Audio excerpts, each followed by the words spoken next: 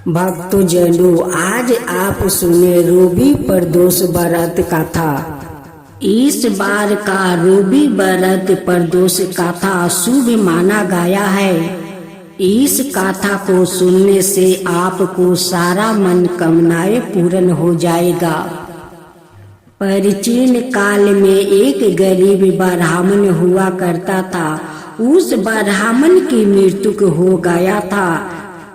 मृत्यु के बाद उसकी विधवा पत्नी अपने भरण पोषण के लिए पुत्र को साथ लेकर भीख मांगती हुई शाम तक भिक्षा मांगकर घर वापस आती थी। एक दिन उसकी मुलाकात विदर्भ देश के राजकुमार से हुई, जो कि अपने पिता की मृत्यु के बाद दर दर भटकने लगा। उसकी यह हालत ब्राह्मण की पत्नी से देखी नहीं गई। वो उस राजकुमार को अपने साथ अपने घर ले आई और पुत्र जैसा रखने लगी। एक दिन ब्राह्मण की पत्नी अपने साथ दोनों पुत्र को संडील ऋषि के आश्रम ले गई। वहां उसने ऋषि से सूर्या जी का प्रदोष व्रत की कथा और विधि सुनी और घर जाकर अब वो भी प्रदोष व्रत करने लगी। एक बार दोनों बालक वन में घूम रहे थे।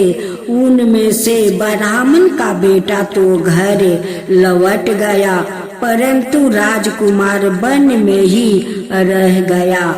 उस राजकुमार ने गंधर्व कन्याओं के कीड़ा करते हुए देखा तो उनसे बात करने लगा। उस कन्या का नाम कुसुमावती थी। उस दिन वो राजकुमार घर देरी से लौटा।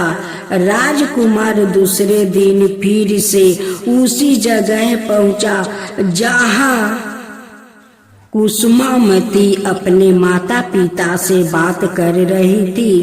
तभी कुसुमावती के माता पिता ने उसे राजकुमार को पहचान लिया और उससे कहा कि आप तो विदर्भ नगर का राजकुमार हो ना, आपका नाम धर्मगुप्त है ना। कुसुमावती का माता पिता को वह राजकुमार पसंद आया और उन्होंने कहा कि सूर्या जी की कृपा से हमें अपनी पुत्री का विवाह आपसे करना चाहते हैं। क्या आप इस विवाह के लिए तैयार हैं? राजकुमार ने अपनी विवाह प्रस्ताव स्वीकार कर लिया तो उन दोनों का विवाह संपन्न हुआ। बाद में राजकुमार ने गंधर्व की विशाल सेना के साथ विदर्भ पर हमला किया और घमासान युद्ध कर विजय प्राप्ति की और पत्नी के साथ राज्य करने लगा। वहां उस महल में वो ब्राह्मण की पत्नी और पुत्र को आदर का साथ ले आया और साथ रहने लगा। ब्राह्मण की पत्नी और पुत्र के सभी दुख दरिद्रता दूर हो गई और वो सुख से अपना जीवन व्यतीत करने लगे। एक दिन कुसुमावती ने राजकुमार से इन सभी बातों के पीछे का कारण और रहस्य पूछा। तब राजकुमार ने कुसुमावती को अपने जीवन की पूरी बात बताई और साथ ही प्रदोष व्रत का महत्व और व्रत से प्राप्ति फल से भी अवगत करवाया। उसी दिन से प्रदोष व्रत की प्रतिष्ठा ओ महताब बढ़ गया और मान्यता अनुसार लोगों यह व्रत करने लगे। कई जगह पर तो अपनी श्रद्धा के अनुसार स्त्री पुरुष दोनों ही यह व्रत करते हैं। इस व्रत को करने से मनुष्य की सभी कष्ट और पाप नष्ट होते हैं और मनुष्य को अभिष्ट की प्राप्ति होती है। आज आप सुने यमराज की कथा। एक समय की बात है जब पृथ्वी लोक पर बाबुरु वाहन नाम का एक राजा हुआ करता। उनका राज बड़ा ही सुख था, समृद्धि था। राजा भी बड़े दयालु थे। इस राज में एक ब्राह्मण हरिदास भी निवास करता था। हरिदास एक तपस्वी था और उसका विवाह गुणवती से हुआ था, जो कि बहुत ही सुशील, धर्मवती और पतिव्रता महिला थी। गुणवती ने जीवन भर में सभी देवी देवताओं की उपासना की और सभी प्रकार के व्रत की और दान धर्म भी किया करती थी। इसके अलावा अतिथि सेवा को भी अपना धर्म मानती थी। ऐसे ही हंसी खुशी और ईश्वर की उपासना करते हुए वो वृद्ध हो गई। जब उसकी मृत्यु हुई तो यम धर्मराज के दूत उसे अपने साथ धर्मराजपुर ले गए। यमलोक में सुंदर सिंहासन पर धर्मराज विराजमान थे और उनके ही पास में चित्रगुप्त भी बैठे थे। आपको पता ही होगा कि चित्रगुप्त के पास सभी प्राणियों के पाप पुण्य का लेखा जोखा होता है। चित्रगुप्त प्रभु को प्राणियों का लेख जोखे सुन रहे थे। तभी वहाँ यमदूत गुणवती को लेकर पहुँचे। गुणवती उन्हें देख कर थोड़ी भयभीत हुई और मुंह नीचे करे करी हो गई। चित्रगुप्त ने गुणवती का बयारा निकाला और धर्मराज को बताया। धर्मराज ने पूरा बयारा देखा और वो प्रसन्न हुए, परंतु फिर भी उनके मुख मंडल पर थोड़ी उदासी भी छाई हुई थी। यह देखकर गुणवती ने पूछा, हे प्रभु, मैंने तो सारे सत्कर्म ही किया, फिर भी आपके मुख पर यह उदासी छाई है। इसका कारण क्या है? कृपा करके मुझे बताइए प्रभु, मुझसे क्या भूल हुई है? यम धर्मराज ने उत्तर में कहा, हे देवी, तुमने सभी देवी देवताओं के व्रत किया है, उपासना की है, परंतु कभी तुमने मेरा नाम से कुछ पूजा या पाठ या कोई भी दान धर्म नहीं किया है। धर्मराज की यह बात सुनते ही गुणवती क्षमा याचना करने लगी और कहने लगी, हे प्रभु, मुझे आपकी उपासना के बारे में कुछ ज्ञात नहीं है। मैं नहीं जानती आपकी उपासना कैसे करते हैं। कृपा करके मुझे वो उपास्य बताइए प्रभु, जिससे कि सभी मनुष्य आपकी कृपा के पात्र बन सके। यह सुनकर गुणवती ने धर्मराज जी से क्षमा याचना की और कहा कि मैं आपकी उपासना नहीं जानती थी। कृपा करके वो उपाय बताइए जिससे सभी मनुष्य आपकी कृपा के पात्र बन सके। मैं आपके मुख से आपकी भक्ति का मार्ग सुनना चाहती हूँ और मेरी यह इच्छा है कि मृत्यु लोक धरती पर वापस जाकर आपकी भक्ति करूं और सभी लोगों को भी इसके बारे में बताऊं। धर्मराज जी ने उसकी विनती सुनकर बताया, जिस दिन सूर्योदय उत्तरायण में प्रवेश करते हैं, यानी कि मकर संक्रांति के दिन मेरी पूजा शुरू करना चाहिए और उस दिन से लेकर पूरे 1 बरस तक मेरी पूजा करते हुए गाथा सुनना चाहिए और एक दिन भी पूजा या गाथा नहीं छूटनी चाहिए। साथ ही पूजा करने वाले व्यक्ति को धर्म के इन 10 नियमों का पालन करना चाहिए। धीरज रखना और संतोष रखना, अपने मन को बस में रखना और सभी को क्षमा करना। हे यमराज भगवान, जो आपका गाथा कहे, जो सुने, जो हुंकार भरे, उन सब का ऊपर कृपा करना। हे यमराज, सबके ऊपर कृपा करना। यमराज की जय हो, यमराज की जय हो। काली जगत जननी माँ अम्बे ने राक्षसों का संहार करने के लिए माँ काली का विकराल रूप धारण किया था। उनके इस रूप के पीछे शास्त्रों में बहुत सारी कथाएं प्रचलित है और पुराणों में भी इनका विखायन मिलता है। आइए जाने माँ का भयानक और ममता माई स्वरूप की कथा। दारुक नाम का राक्षस ने ब्रह्मा जी को प्रसन्न करने के लिए कड़ी तपस्या की। उससे प्रसन्न होकर ब्रह्मा जी ने उसे वरदान दिया कि उसकी मृत्यु केवल महिला के हाथों से होगी, अन्याय कोई भी उसे मार नहीं पाएगा। वो राक्षस ब्रह्मा जी का वरदान का गलत फायदा उठाने लगा और उसने सारे ब्राह्मणों, संतों और देवताओं का जीना मुश्किल कर दिया। उसने अपनी शक्ति से सारे अनुष्ठान बंद करवा दिया और स्वर्ग पर अपना राज जमाकर बैठ गया।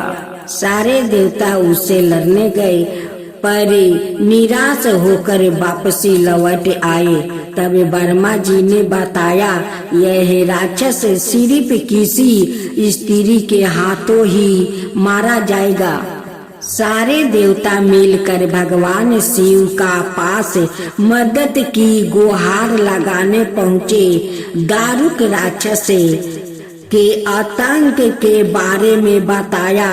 तब इस समस्या के समाधान के लिए भोलेनाथ ने जगत जननी माँ पार्वती की तरफ देखा और कहा, हे कल्याणी, जगत के हित के लिए और उस दारू के दैत्य के लिए मैं तुमसे प्रार्थना करता हूँ। इतना सुनकर माता पार्वती मुस्कुराई और अपना एक अंश भगवान भोलेनाथ में प्रवेश करवा दिया। माँ भगवती का वो अंश भगवान शिव के गले से अवतरित हुआ। भोलेनाथ ने तभी अपना तीसरा नेत्र खोला और उनके नेत्र के द्वार से माँ ने भयंकर काली का विकराल रूप धारण कर लिया। उनके इस रूप को देखकर देवता और राक्षस वहां से भागने लगा। उनका रूप इतना भयानक था कि कोई भी उनके सामने टिक नहीं पाया। माँ काली का सिर्फ हुंकार से ही सारे दैत्यों का नाश हो गया।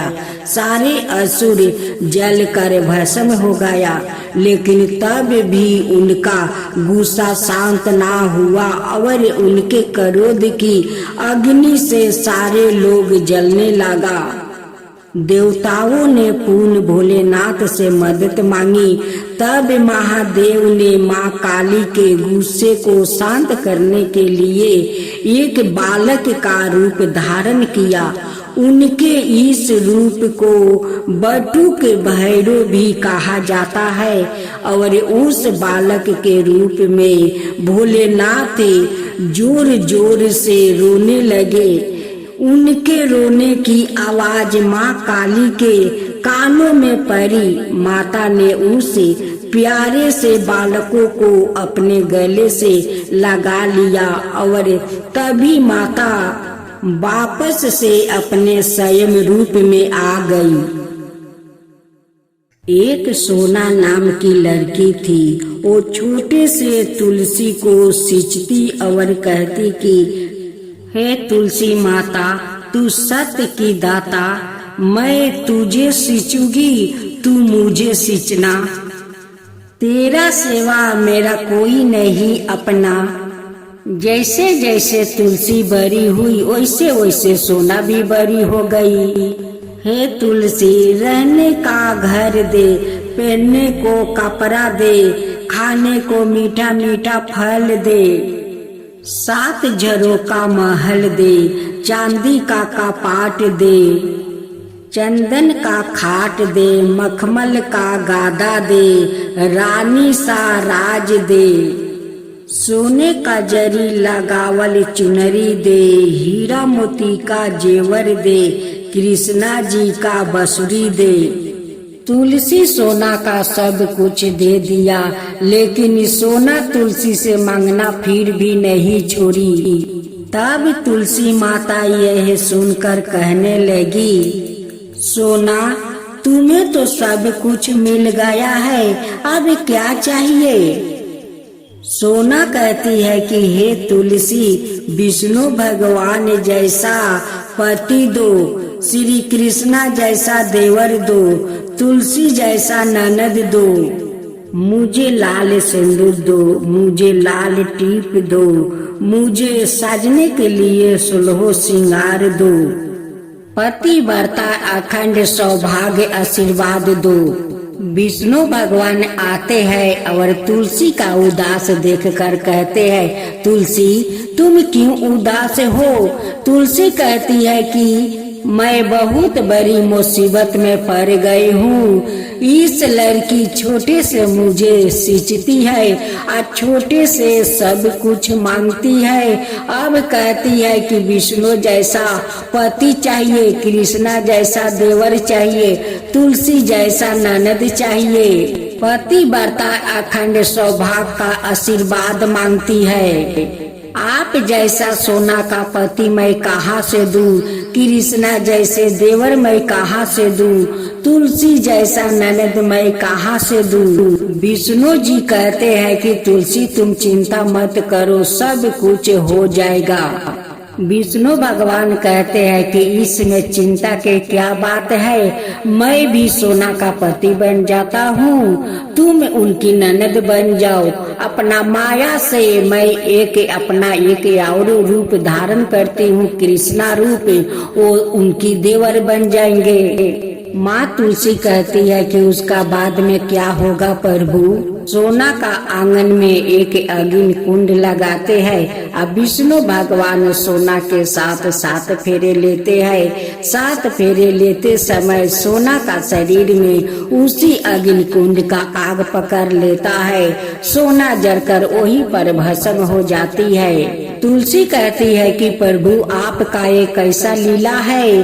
आप तो फेरा लेते लेते सोना तो जलकर भस्म हो गई।